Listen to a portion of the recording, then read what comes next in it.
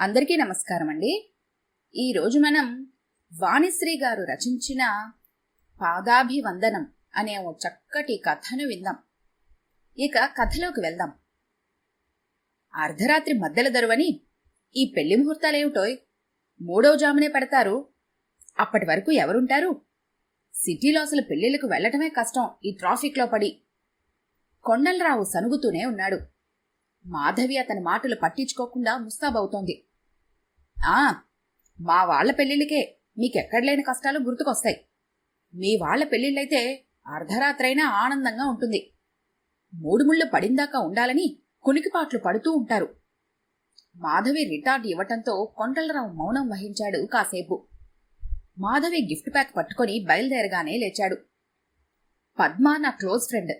దాని కూతురు పెళ్లికి వెళ్ళకపోతే బావుండదు. పెళ్ళయ్యే వరకు ఉండద్దులేండి. డిన్నర్ అవుతూ ఉండగానే కూర్చోబెడతారు. అక్షింతలు వేసి వచ్చేద్దాం అనునయంగా అన్నది మాధవి. కొండలరావు తలూపాడు. సిటీలో అర్ధరాత్రి పెళ్లిళ్లకు జరిగేది అదే. పెళ్లి సమయానికి దగ్గర బంధువులు మాత్రమే ఉంటారు. కారు పార్క్ చేసి వచ్చాడు కొండలరావు. అప్పటికే కళ్యాణ మండపం మెయిన్ గేట్ దగ్గర పద్మతో మాట్లాడుతూ నిల్చుంది మాధవి. కొండలరావును చూస్తూనే నమస్కారం బావగారు అని అతని చేతికి గులాబీ అందించింది పద్మ. ఆహుతులు అప్పుడప్పుడే వస్తున్నారు. పెద్ద హాల్లో జనం పల్చగా ఉన్నారు. కొండలరావు మాధవి స్టేజీకి ముందు వరుసలో కూర్చున్నారు. మనం డిన్నర్ చేసొద్దామా అన్నాడు భార్యతో. అబ్బా, మీకంతా తొందరే.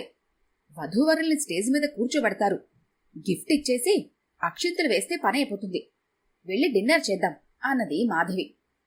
వీడియోగ్రాఫర్లు కెమెరామ్యాను స్టేజి ముందు స్టాండ్స్ ఫిక్స్ చేస్తూ ఉన్నారు. కాసేపటికి స్టేజ్ మీద తలతలా మెరుస్తున్న మహారాజ సింహాసనాలు వేశారు. వధూవరులు వాటిలో కూర్చున్నారు. ఇరువైపులా బంధువులు బిలబిలా వచ్చేసి ఫోటో సెషన్లో పాల్గొంటున్నారు. అరగంట తర్వాత స్టేజి ఖాళీ అయింది. కొండలరావు లేచి నిల్చొని పదవోయ్ అన్నాడు భార్యతో. మాధవి కొండలరావు నెమ్మదిగా స్టేజ్ మీదకి వెళ్లారు. పెళ్లికొడుకు వరుణ్ కొండలరావును చూస్తూనే చిరునవ్వు నవ్వాడు. మాధవి గిఫ్ట్ ప్యాక్ పెళ్లికూతురు చేతికిచ్చి అక్షింతలు వేసింది. కొండలరావు వధూవరుల మీద అక్షింతలు వేస్తున్నాడు. అప్పుడు జరిగింది అనూహ్యమైన సంఘటన. వరుణ్ కొండలరావుకి పాదాభివందనం చేశాడు. కొండలరావు కంగారు పడుతూ అతన్ని లేవదీశాడు. థ్యాంక్యూ అంకుల్ అని వరుణ్ కొండలరావుని హత్తుకున్నాడు. మాధవికి ఇదంతా చాలా ఆశ్చర్యంగా ఉంది. ఇప్పటివరకు ఎందరో వచ్చి అక్షింతలు వేసి ఆశీర్వదిస్తున్నారు. పెళ్లికొడుకు ఎవరికీ పాదాభివందనం చేయలేదు. మరి అతను తన భర్తకు పాదాభివందనం చేయటమేమిటి? భార్యాభర్తలిద్దరూ స్టేజ్ దిగొచ్చి హాల్లో కూర్చున్నారు. కొండలరావుకి వింతగానే ఉంది పెళ్లికొడుకు చర్య. అతను ఎవరో ఏమిటో, లోగడ పరిచయం ఉన్న గుర్తు కూడా లేదు. మొదటిసారిగా ఇప్పుడే చూస్తున్నాడు. ఏమండి, పెళ్లికొడుకు మీకు బాగా కావలసినవాడా అని అడిగింది మాధవి. కొండలరావు పెదవి విరిచాడు. ఓహో, ఎప్పుడు చూసిన గుర్తు కూడా లేదే అన్నాడు.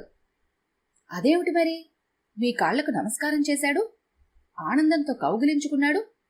ఎంతో ఆత్మీయులైన వారికి కదా అలా చేసేది. నిజమే, నాకు అదే అర్థం కావటం లేదు. మిమ్మల్ని చూసి ఎవరనుకున్నాడో ఏమిటో. ఏమో మరి, నా పోలికలతో ఉన్న వాళ్ళెవరో అతనికి బాగా సన్నిహితులై ఉంటారు. అంతేలేండి, ఎవరికీ పాదాభివందనం చేయనివాడు నీకు చేశాడంటే ఏదో పొరపాటు పడుంటాడు అన్నది మాధవి. కొండలరావు నవ్వాడు. భార్యని ఉడికించడానికి అన్నాడు. పొరపాటు పడ్డాడని ఎందుకు అనుకుంటావు? నాలో ఏదో కళ ఉంది. నా పర్సనాలిటీ చూసి ఫ్లాట్ అయి ఉంటాడు. ఏ సినిమా స్టార్ పోలికో నాలో అతనికి కనిపించుంటాయి. అందుకే అమాంతం నా కాళ్ల మీద పడిపోయాడు. చాలండి మీ బడాయి కబుర్లు అని నవ్వింది మాధవి. కొండలరావు మనసులో సస్పెన్స్ ఇంకా వేయటం లేదు. వరుణ్ణి ఇంత క్రితం చూడలేదు, పరిచయం కూడా లేదు. అటువంటి వాడు తనకి పాదాభివందనం చేయటమేమిటి? అతని మనసులో ఆలోచనలు చెలరేగుతున్నా కళ్ళు మాత్రం స్టేజ్ మీద ఉన్న వధూవరుల మీదనే ఉంది. తనకంటే పెద్దవాళ్లు, పండు ముసలి దంపతులు వస్తున్నారు. అక్షింతలు వేసి ఆశీర్వదిస్తున్నారు. వరుణ్ నిలబడి చేతులు జోడిస్తున్నాడు కాని ఎవరికీ పాదాభివందనం చేయటం లేదు. అంటే తనను పెద్దవాడిని మాత్రమే పాదాభివందనం చేయలేదు. అంతకు మించిన కారణం ఏదో ఉంది. అదేమిటో సస్పెన్స్. మాధవి అన్నట్లు ఎవరో బాగా సన్నిహితుడినని పొరబడి ఉంటాడు. ఇద్దరూ డైనింగ్ హాల్లోకి వెళ్లి డిన్నర్ చేస్తుంటే పద్మ వచ్చి పలకరించింది. బావగారు, మా అల్లుడు మీకు బాగా కావలసిన వాడిలా ఉన్నాడే అన్నది నవ్వుతూ. ఆ ఆ అవును అన్నాడు చిరునవ్వుతూ. అంతకంటే ఏమనాలో తోచలేదు. మీరు ఎక్కడ పరిచయం, ఏమిటి అని అడిగితే మాత్రం ఇరుకును పడేవాడే. పద్మ అవేమీ అడగలేదు. వరుణ్ తనకు పాదాభివందనం చేయటం చూసి ఉంటుందని మాత్రం గ్రహించాడు. డిన్నర్ చేసిన తర్వాత ఇంటికి బయలుదేరాడు. వారం తర్వాత పద్మ ఫోన్ చేసింది. మాధవి, సండే కదా, నువ్వు మీ ఆయన మా ఇంటికి లంచ్కి రండి. ఏమిటే విశేషం? ఏం లేదు, సరదాగా అందరం పెళ్లి సీడీ చూస్తూ లంచ్ చేద్దాం. సరే అన్నది మాధవి. ఆమెకు వెళ్లాలనుంది. ముఖ్యంగా పెళ్లి కొడుకుని అడగాలి, అంకుల్ నీకెక్కడ పరిచయం అని. ఆమెకు పెళ్లిలో వరుణ్ తన భర్తకు మాత్రమే పాదాభివందనం చేయటం గొప్ప సస్పెన్స్గా ఉంది. అతన్ని అడిగితే సరి అనుకుంది. కొండలరావు మాత్రం రానన్నాడు. ఫ్యాక్టరీలో స్టాక్ వెరిఫికేషన్ చేస్తున్నాము, ఆదివారం అయినా నేను రావటానికి కుదరదు, నువ్వు వెళ్ళు అన్నాడు. మాధవి ఒంటరిగానే పద్మ ఇంటికి వెళ్ళింది. ఇల్లంతా దగ్గర బంధువులతో స్నేహితులతో సందడిగా ఉంది. ఫోటో ఆల్బమ్ చూసేవాళ్లు, కంప్యూటర్లో ఫోటోలు చూసేవాళ్లతో హడావిడిగా ఉంది. సీడీ ప్లే చేశాక అంతా టీవీ ముందు సెటిలై పెళ్లి తంతు గమనిస్తూ కబుర్లు చెప్పుకుంటున్నారు. వరుణ్ మాత్రం మాధవిని చూసి హాయ్ ఆంటీ అన్నాడు. ఏదో క్యాజువల్గా పలకరించినట్లుగా అనిపించింది. పెళ్లిలో తన భర్తకు పాదాభివందనం చేసి గౌరవించినవాడు కనీసం తనకు చేతులు జోడించి నమస్కారమైనా చేయలేదేమిటని ఆమెకు మనసులో కొంచెం బాధ కలిగింది. తనని గుర్తించలేదేమోనని తనకు తనే సర్ది చెప్పుకుంది. మాధవికి పెళ్లి కొడుకుతో ఏకాంతంగా మాట్లాడటానికి ఛాన్స్ దొరకటం లేదు. అతను తన క్లోజ్ ఫ్రెండ్స్ మధ్య కూర్చొని కులాసాగా కబుర్లు చెప్పుకుంటూ టీవీలో కళ్యాణ వైభోగం వాచ్ చేస్తున్నాడు. వరుణ్ తన భర్తకు పాదాభివందనం చేయటం, గాఢంగా హత్తుకోవటం తెర మీద కనిపించినప్పుడు అతను టీవీ వైపు చెయ్యచాచి చూపిస్తూ స్నేహితులతో ఏదో చెప్పటం గమనించింది మాధవి. అతను తన భర్త గురించి వారికి వివరిస్తున్నాడని గ్రహించింది. కొండలరావు టీచింగ్ ప్రొఫెషన్లో ఉన్నవాడేం కాదు. మాస్టర్ల దగ్గర చదువుకొని తర్వాత పెరిగి పెద్దయిన వాళ్ళని తర్వాత గుర్తించలేరు. రూపురేఖలు బాగా మారిపోతాయి. కాని శిష్యులకు మాత్రం టీచర్లు గుర్తుండిపోతారు. కొండలరావు ఏ లెక్చరరు అయి ఉంటే శిష్యుడిని గుర్తించలేకపోవడానికి అనుకోవచ్చు. దానికి ఛాన్స్ లేదు. అతను ఆటోమొబైల్ కంపెనీలో మేనేజర్. మరి వరుణ్కి కొండలరావు ఎక్కడ పరిచయం? పాదాభివందనం చేసేంత గురుభక్తి ఎందుకు కలిగినట్లు?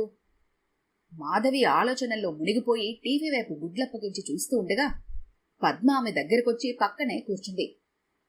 పద్మా, మీ అల్లుడు గురించి చెప్పవే అని అడిగింది మాధవి. చెప్పానుగా, జర్మనీలో ఆటోమొబైల్ కంపెనీలో పనిచేస్తున్నాడని అన్నది పద్మ. అది కాదే, మీ అల్లుడు నేటివ్ ఎక్కడా? పేరెంట్స్ ఏం చేస్తూ ఉంటారు? అదా, వాళ్లది బోధన్. మా వియ్యంకుడు వ్యవసాయం చేస్తాడు. పెద్ద కొడుకు వ్యవసాయమే. వరుణ్ చిన్నవాడు. పద్మ మాటల్లో మాధవికి క్లూ ఏదీ దొరకలేదు. కొండలరావుది తెనాలి తాలూకా తుమ్మపూడి.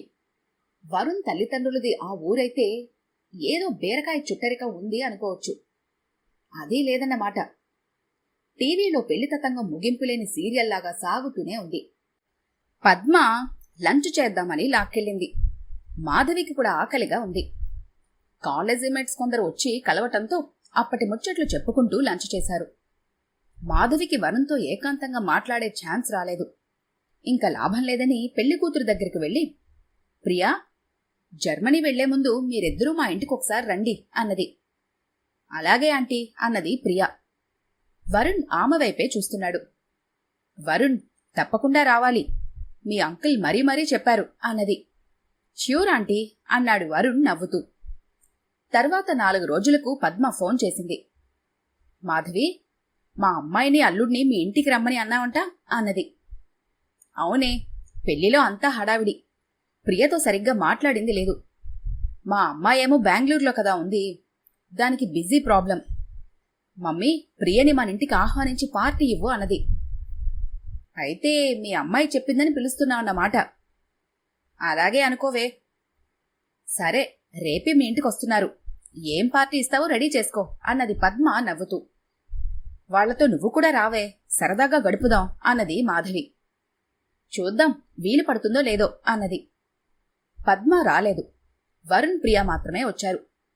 నూతన దంపతులు వస్తున్నారని కొండలరావు కూడా ఇంట్లోనే ఉండిపోయాడు. వరుణ్ లోపలికొస్తూనే కొండలరావుకి పాదాభివందనం చేశాడు. బిత్తరిపోయింది మాధవి. మతిపోయినవాళ్లా చూశాడు కొండలరావు. వరుణ్, పెళ్లిలో అంటే ఓకే, నన్నెప్పుడు చూసిన ఇలా పాదాభివందనం చేయడం బాగలేదు. మీ ఆంటీ కుళ్ళుకుంటుంది అన్నాడు నవ్వుతూ. ఓ సారీ అంకుల్, ఆంటీకి కూడా పాదాభివందనం చేసేస్తాను, నో ప్రాబ్లం అని మాధవికి కూడా పాదాభివందనం చేశాడు వరుణ్. భలే వాడివే వరుణ్, అంకుల్ ఏదో అంటే దాన్ని పట్టుకొని నా కాళ్ళకు నమస్కారం చేస్తావా? నాకేం జలసీ లేదు. అయినా అందర్నీ వదిలి మీ అంకుల్కి ఎందుకు పాదాభివందనాలు అడిగింది మాధవి సస్పెన్స్ వీడిపోతుందని ఆశతో. ఆంటీ, మీకు తెలీదు, అంకుల్ నాకు గైడ్, ఫిలాసఫర్, ఎక్స్ట్రా, అందరితో పోల్చటం కుదరదు అని నవ్వాడు వరుణ్. కొండలరావు అయోమయంగా చూశాడు. ఇతన్ని ఎప్పుడు చూసిన జ్ఞాపకం రాక చస్తుంటే గైడు, ఫిలాసఫర్ అంటాడేమిటో అర్థం కాలేదు. భార్య వైపు ప్రశ్నార్థకంగా చూశాడు. మాధవి భుజాలగరేసింది. వాట్, అంకుల్ గైడా? ఈయనేమైనా ప్రొఫెసరా రీసెర్చ్ స్టూడెంట్స్కి గైడ్ చేయడానికి? మళ్ళీ ఫిలాసఫర్ అనే బిరుదొకటా అని పకపకా నవ్వింది మాధవి. కొండలరావు గుంబనంగా కూర్చున్నాడు. వరుణ్ వైపు చూసి మొహమాటంగా వెర్రి నవ్వొకటి నవ్వాడు. సస్పెన్స్ అలానే ఉంది తప్ప వీడిపోవటం లేదు. ఆంటీ, మీకు అంకుల్ గురించి తెలీదు. ఆయన గైడెన్స్తోనే నేను ఇంతటి వాడినయ్యాను. జర్మనీలో పెద్ద కార్ల కంపెనీలో డిజైనర్గా హయ్యెస్ట్ పొజిషన్లో ఉన్నాను అన్నాడు వరుణ్ ఉద్వేగంగా. అంకుల్ గైడ్ అంటున్నావు, ఎలా? మీదేమో నిజామాబాద్ జిల్లా, ఆయనదేమో గుంటూరు జిల్లా, కనీసం రిలేటివ్స్ కూడా కాదు. గైడెన్స్ ఇవ్వడానికి రిలేషన్ ఉండాలా ఏంటంటీ? అక్కర్లేదనుకో. అంకుల్ ఎప్పుడు గైడ్ చేశాడు? నాకైతే నిన్నెప్పుడు చూసిన గుర్తులేదు వరుణ్ అన్నది మాధవి. నేను మీ ఇంటికెప్పుడు రాలేదాంటీ. 6 ఏళ్ల క్రితం అంకుల్ వాళ్ల కంపెనీకి ఇంటర్వ్యూకి వెళ్లాను. నా సర్టిఫికెట్లవి చూశారు. బాబూ, నువ్వు చాలా టాలెంటెడ్ స్టూడెంట్వి. బీటెక్తో ఆపేసి మా కంపెనీలో చేరటం సరైంది కాదనిపిస్తోంది. ఇక్కడ ఫోర్మాన్గా చేరిన నీకు ఫ్యూచర్ ఏముంటుంది? దీనికి పాలిటెక్నిక్ చేసినవాడైనా సరిపోతుంది. నా సలహా ఏమిటంటే మెకానికల్లో ఎంటెక్ చెయ్యి, ఎంబీఏ కూడా చేసావనుకో నీకు బ్రైట్ ఫ్యూచర్ ఉంటుంది అన్నారు. ఆ సమయంలో నాకది అమూల్యమైన సలహా. అంకుల్ చెప్పినందుకే ఎంటెక్ ఎంబీఏ చేశాను అంటూ చెప్పాడు వరుణ్. కొండలరావు మనసులో మెరుపు మెరిసింది. 6 ఏళ్ల క్రితం వరుణ్ ఇంటర్వ్యూకి రావటం గుర్తుకొచ్చింది. అతన్ని ఆల్మోస్ట్ సెలెక్ట్ చేశారు. అదే సమయంలో ఎండీ నుంచి పిలుపొచ్చింది. ఆయన ఫ్రెండ్ కొడుకు ఎవరో పాలిటెక్నిక్ డిప్లొమా చేశాడట. ఫోన్ మ్యాన్ జాబు అతనికి ఇవ్వమని సిఫార్సు చేశాడు. వరుణ్ సెలెక్ట్ కాలేదని చెప్పటానికి మొహమాటపడి అలా సలహా ఇచ్చాడు. అయితే తన సలహా అమోఘంగా పనిచేసిందన్నమాట. కొండలరావు పెదాలు చిరునవ్వుతో విచ్చుకున్నాయి. వరుణ్, నీకు అప్పుడలా గైడ్ చెయ్యాలి అనిపించింది. ఏమిటో అంతా దైవలీల అన్నాడు. అంకుల్, మిమ్మల్ని జీవితంలో మర్చిపోలేను. సరైన సమయంలో సరైన సలహా ఇచ్చారు చెప్పాడు వరుణ్. హమ్మయ్యా, అదన్నమాట అసలు సంగతి. పాదాభివందనాలు వెనుకున్న సస్పెన్స్ వీడిపోయింది అనుకుంది మాధవి. ఈ కథ గనుక మీకు నచ్చినట్లయితే లైక్ చేయండి, షేర్ చేయండి. మరిన్ని ఇంట్రెస్టింగ్ కథల కోసం మా ఛానల్ని తప్పకుండా సబ్స్క్రైబ్ చేసుకోండి.